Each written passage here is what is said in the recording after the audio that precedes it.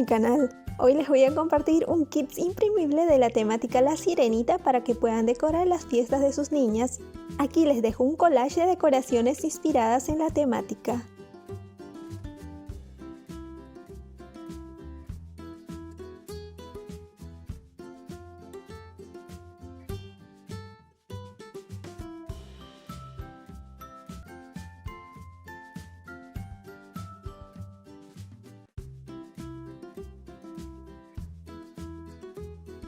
Y bueno, en este pack comprende 5 elementos diseñados directos para su impresión y el código de descarga estará apareciendo a lo largo del tutorial. Este es un primer elemento que es para la botellita de agua, y con respecto a las medidas, ya en anteriores tutoriales donde también les compartí el pack de la temática Encanto, indico las medidas y el tipo de papelería. Les dejo el link en la parte superior para que lo puedan revisar.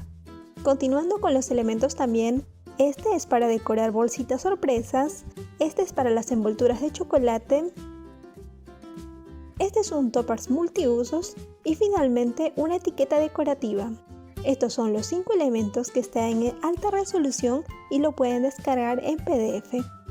En la parte inferior está el link de descarga, luego les aparecerá esta ventana y al dar clic deben ingresar el código que aparecerá en pantalla.